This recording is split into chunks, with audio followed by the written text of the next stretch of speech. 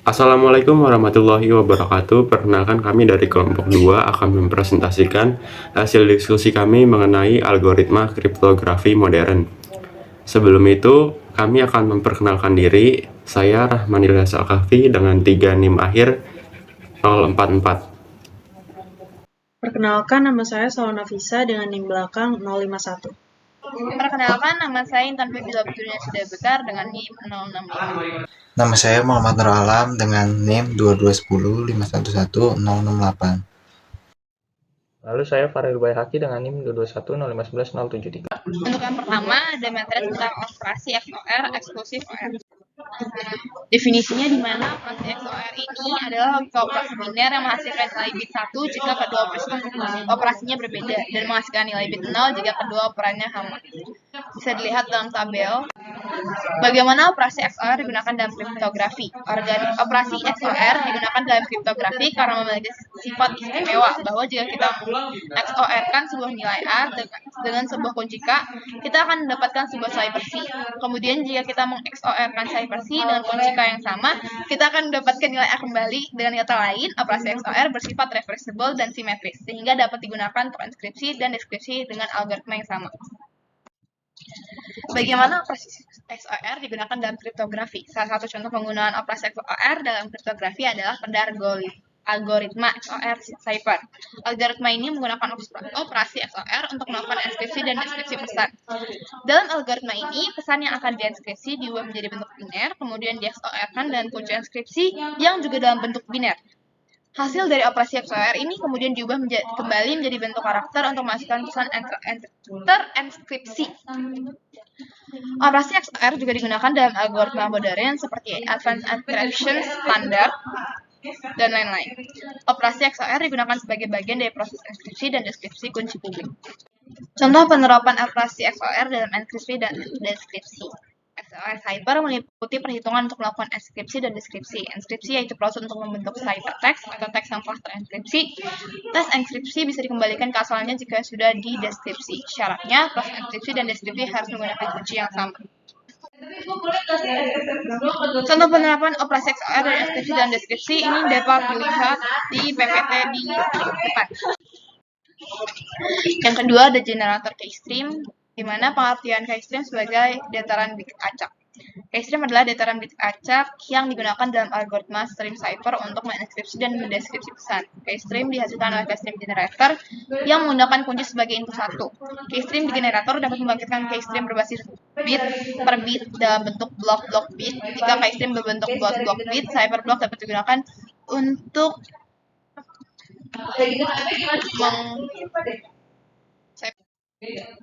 pentingnya keystream dalam algoritma stream cipher.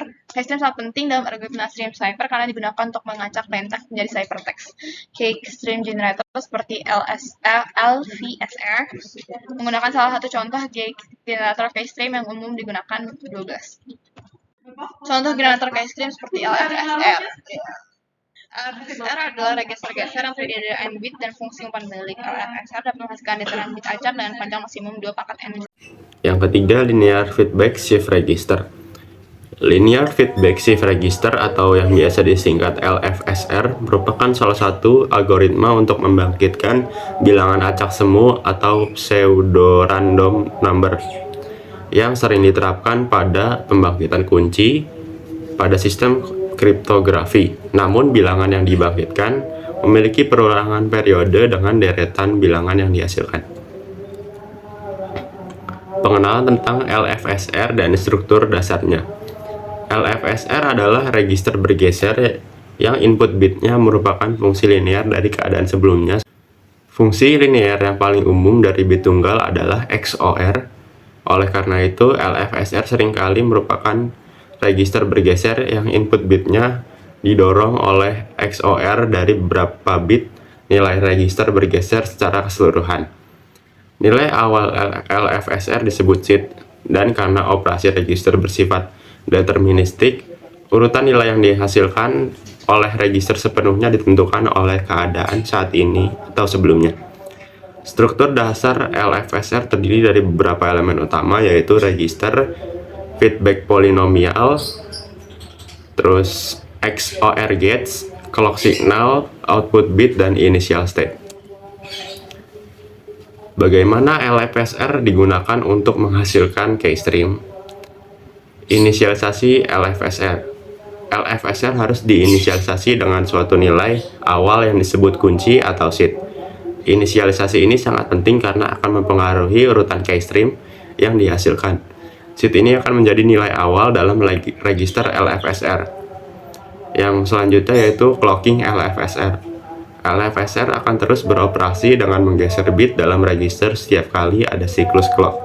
Setiap pergeseran bit akan menghasilkan bit baru untuk keystream. Selanjutnya, feedback polinomial. LFSR menggunakan polinomial umpan balik yang telah ditentukan sebelumnya. Polinomial ini mengatur bagaimana bit-bit dalam register digunakan menghasilkan bit masukan dan bit yang digunakan dalam operasi XOR. Selanjutnya, generasi keystream. Bit yang diambil dari posisi tertentu dalam register LFSR digunakan sebagai bagian dari keystream. Bit ini dapat diambil dari posisi yang telah ditentukan sebelumnya sesuai dengan kebutuhan. Selanjutnya, XOR dengan data. Keystream yang dihasilkan dari LFSR akan di XOR-kan dengan data yang akan dienkripsi atau didekripsi. Ini adalah langkah utama dalam stream chipper. Hasil XOR dari keystream dan data akan menghasilkan teks sandi atau ciphertext atau teks terbuka atau plain text, tergantung pada apakah melakukan dekripsi atau enkripsi. Selanjutnya, iterasi LFSR. Setelah setiap siklus clock, LFSR akan terus menghasilkan bit tambahan dalam keystream. Keystream ini akan digunakan berulang dalam proses enkripsi atau dekripsi sehingga seluruh data telah diolah. Selanjutnya, pemeliharaan keystream. Dalam praktiknya, untuk menjaga keamanan sistem penyandian, kunci awal atau yang biasa disebut dengan seed harus dijaga rahasia dan LFSR harus terus beroperasi secara terus-menerus untuk menghasilkan keystream yang cukup panjang. Keystream yang dihasilkan akan mengikuti pola yang sangat sulit ditebak dan polinomial umpan balik, dan seednya aman. Analisis kekuatan dan kelemahan LFSR dalam konteks kriptografi. Kelebihannya, LFSR adalah mudah diimplementasikan, membutuhkan sedikit sumber daya, dan dapat menghasilkan bilangan acak dengan cepat. Selain itu, LFSR dapat digunakan untuk menghasilkan urutan bit-bit yang sulit diprediksi, yang sangat penting dalam kriptografi. Kekurangannya, LFSR juga memiliki beberapa kelemahan, yaitu yang utama adalah mudah dianalisis dengan kriptoanalisis karena sifat dari LFSR yang cenderung linear. Oleh karena itu, LFSR sering digunakan sebagai bagian dari algoritma kriptografi yang lebih kompleks untuk meningkatkan keamanan. Yang keempat, stream chipper. Stream chipper adalah salah satu jenis algoritma kriptografi yang digunakan untuk mengenkripsi data secara streaming, yang berarti data dienkripsi bit per bit atau byte per byte saat data tersebut mengalir atau diproses. Perbedaan block chipper dan stream chipper.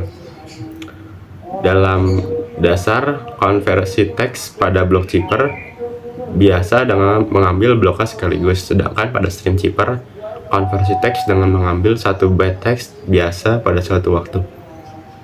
Kemudian dalam kompleksitas, block chipper cenderung didesain sederhana, sedangkan stream chipper didesain kompleks.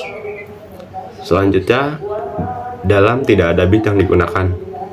Block chipper itu ada 64 bit atau lebih, sedangkan stream chipper 8 bit. Kemudian dalam kebingungan atau difusi, block chipper menggunakan kebingungan dan difusi, sedangkan stream chipper bergantung pada kebingungan saja.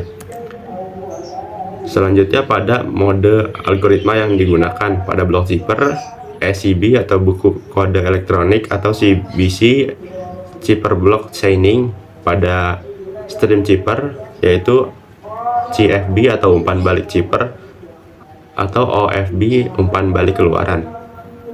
Kemudian pada reversibilitas, block chipper membalik teks terenkripsi sulit, sedangkan pada stream chipper ini menggunakan operasi XOR untuk mengenkripsi dengan mudah dibalik ke teks biasa. Kemudian pada pelaksanaannya, Block chipper itu menggunakan Feistel chipper, sedangkan stream chipper menggunakan Vernam chipper. Pengenalan tentang algoritma stream chipper dan contoh penggunaannya. Stream chipper menggunakan keystream generator untuk menghasilkan keystream yang akan di XOR-kan dengan bit-bit plain text yang akan menghasilkan aliran bit-bit ciphertext. Contohnya seperti di bawah ini terdapat plain text yang berupa angka biner, kemudian akan dienkripsi menggunakan keystream yang tersedia, kemudian hasil tersebut akan menjadi ciphertext. Selanjutnya, jika ingin membalikannya lagi ke plain text, akan didekripsi dengan keystreamnya lagi dan akan menghasilkan plain text. Keuntungan dan tantangan dalam menggunakan stream chipper. Keuntungannya, stream chipper dapat diimplementasikan dengan cepat dan efisien. Stream chipper cocok digunakan pada enkripsi dengan komunikasi secara langsung yang berkelanjutan seperti komunikasi melalui telepon. Stream chipper tidak dibatasi oleh panjang plain text-nya. Stream chipper memiliki tingkat difusi yang tinggi di mana informasi dari suatu simbol plain text tersebar ke beberapa simbol ciphertext. Yang terakhir, stream chipper memiliki kekebalan terhadap pengacauan dan deteksi. Tantangannya, pada stream chipper lebih sulit diimplementasikan dengan benar dan rentan terhadap kelemahan berdasarkan penggunaannya. Stream chipper lebih sulit memasukkan simbol tanpa mengganggu aliran bit yang dihasilkan. Kemudian, stream chipper tidak menyediakan perlindungan integritas atau autentikasi. Dan yang terakhir, stream chipper memerlukan upaya awal yang cukup tinggi untuk inisialisasi. Selanjutnya yaitu block chipper. Block chipper adalah salah satu jenis algoritma kriptografi yang digunakan untuk mengenkripsi dan mendeskripsi data dalam bentuk blok. Biasanya block chipper berukuran tetap, misalnya yaitu 64 atau 128 bit. Konsep dasar dari block chipper yaitu melibatkan proses penggantian atau substitusi dan permutasi atau permutation pada blok data input.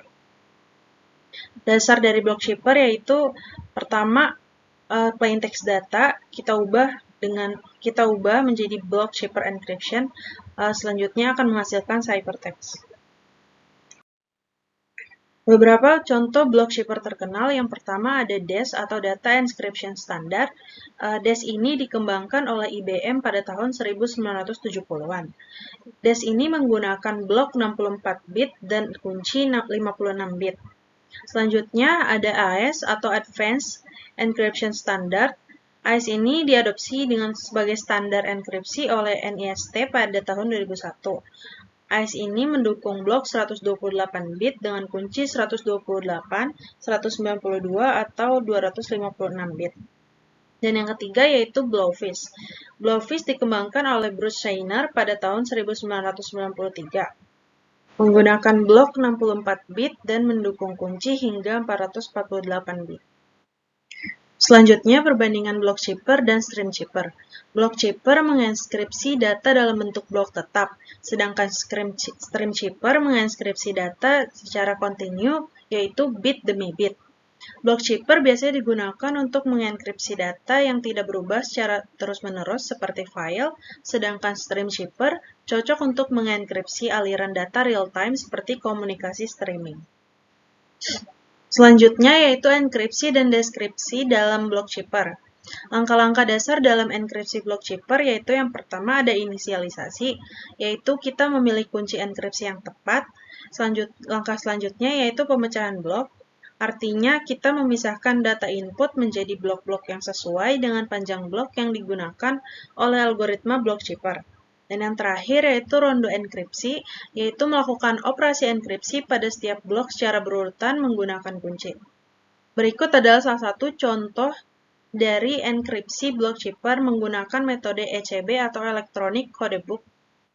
Selanjutnya, operasi dasar yang digunakan dalam ronde enkripsi. Yang pertama yaitu substitusi atau substitution, yaitu menggantikan nilai-nilai dalam blok dengan nilai-nilai yang telah ditentukan oleh tabel substitusi. Yang kedua yaitu ada permutasi atau permutation, yaitu melakukan perubahan urutan bit dalam blok data. Dan yang terakhir ada tambah kunci atau key addition, yaitu melakukan operasi XOR antara blok data dengan kunci enkripsi ronde ini. Selanjutnya yaitu langkah-langkah dalam melakukan dekripsi pada block shipper. Yang pertama yaitu inisialisasi. Seperti dalam enkripsi, deskripsi juga dimulai dengan inisialisasi, yaitu pemilihan kunci dekripsi yang tepat. Kunci dekripsi ini harus sesuai dengan kunci enkripsi yang digunakan pada saat enkripsi. Yang kedua yaitu pemecahan blok. Pada langkah ini, data transkripsi dibagi menjadi blok-blok yang sesuai dengan panjang blok yang digunakan oleh algoritma block shipper. Setiap blok akan didekripsi secara terpisah. Yang ketiga yaitu ronde dekripsi, yaitu proses dekripsi terdiri dari serangkaian ronde dekripsi yang dijalankan secara berurutan. Proses ini mirip dengan ronde enkripsi dalam proses enkripsi. Yang keempat yaitu operasi dasar dekripsi. Setiap ronde dekripsi terdiri dari beberapa operasi dasar yang diterapkan pada setiap blok data terenkripsi. Yang kelima yaitu inisialisasi. Setelah semua ronde dekripsi selesai, ada ronde terakhir yang menghasilkan data asli atau plain text. Biasanya ronde ini melibatkan operasi terakhir yang melibatkan kunci dekripsi terakhir. Yang keenam yaitu pemecahan blok, yaitu hasil dekripsi dari setiap blok digabungkan kembali menjadi data asli utuh.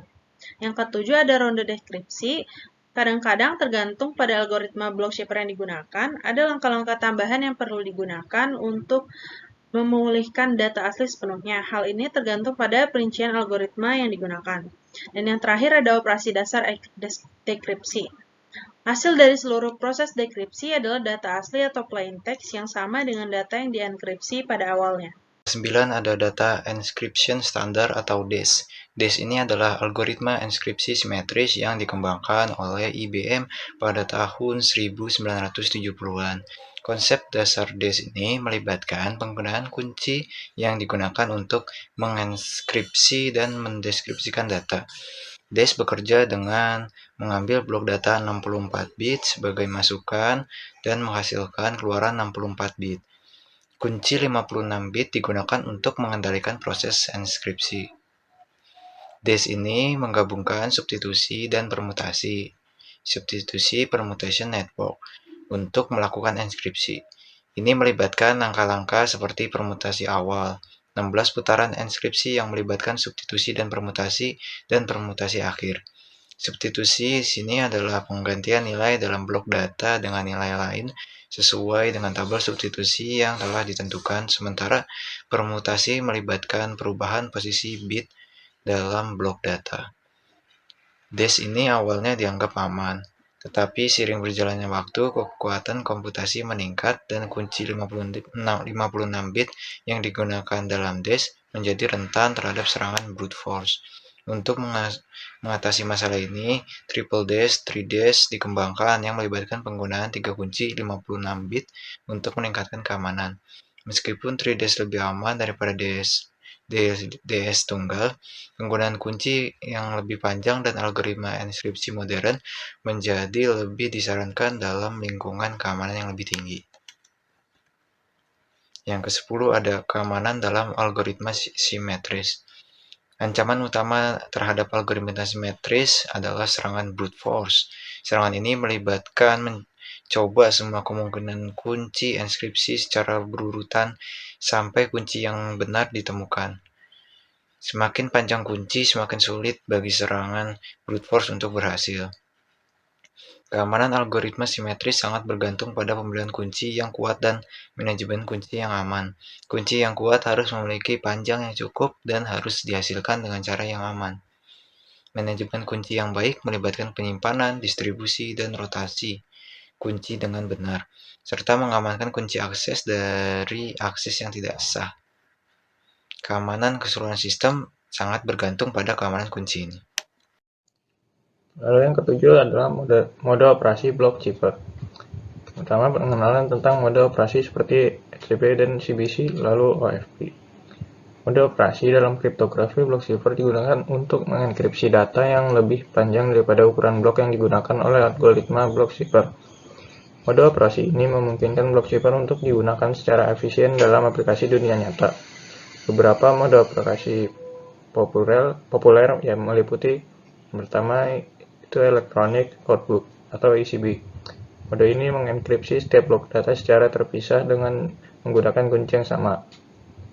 Ini tidak aman untuk data yang memiliki pola berulang karena blok yang sama dari plaintext akan menghasilkan blok yang sama dari ciphertext. Lalu yang kedua adalah cipher block chaining atau CBC. Mode ini mengenkripsi blok data dengan menggunakan sort antara blok plaintext dengan blok ciphertext sebelum mengenkripsinya. Ini memecahkan masalah pola berulang yang ada pada ACB. Lalu yang ketiga adalah output feedback atau OFB. Mode ini mengenkripsi blok data dengan menghasilkan keystream yang tidak bergantung pada plaintext. Keystream ini kemudian digunakan untuk melakukan XOR dengan plaintext, menghasilkan ciphertext. Ini memberikan isolasi antara blok-blok dan memiliki kegunaan dalam enkripsi real-time. Lalu bagaimana mode operasi memungkinkan enkripsi data yang lebih panjang? Mode operasi memungkinkan enkripsi data lebih panjang dengan menggabungkan blok-blok data menjadi sebuah aliran ciphertext yang kontinu. Mereka menggunakan blok cipher untuk mengenkripsi setiap blok data secara terpisah dan memastikan bahwa blok-blok ini diintegrasikan dengan benar untuk menghasilkan ciphertext yang panjang. Mode operasi juga memungkinkan penggunaan kunci yang sama untuk mengenkripsi seluruh aliran data. Lalu kelebihan dan kelemahan masing-masing mode operasi. Yang pertama itu ACB yang memiliki kelebihan sederhana dan paralelisasi yang mudah. Lalu kelemahannya tidak aman untuk data dengan pola berulang, lalu tidak memberikan keamanan tambahan jika blok plaintext sama. Yang kedua, CBC yang memiliki kelebihan lebih aman daripada ACB karena mengatasi masalah pola yang berulang. Lalu kelemahannya adalah tidak dapat paralelisasi secara efisien. Lalu yang ketiga ada OFB yang memiliki kelebihan tidak terpengaruh oleh perubahan plaintext isolasi antara blok-blok. Untuk kelemahannya yaitu tidak dapat mendeteksi manipulasi data atau tidak memiliki integritas. Selanjutnya yang ke-8 adalah encryption standard atau AES. Yang pertama pengantar singkat tentang AES dan sejarahnya. AES adalah algoritma enkripsi block cipher yang sangat populer dan digunakan secara luas. Itu dipilih sebagai standar enkripsi oleh National Institute of Standards and Technology atau NIST pada tahun 2001. AES menggantikan DES atau Data Encryption Standard sebagai algoritma enkripsi yang lebih aman dan efisien. Lalu struktur dan langkah-langkah dalam enkripsi AES. AES menggunakan blok cipher dengan ukuran blok tetap yaitu 128 bit dan kunci yang dapat memiliki panjang 128 atau 192 ataupun 256 bit.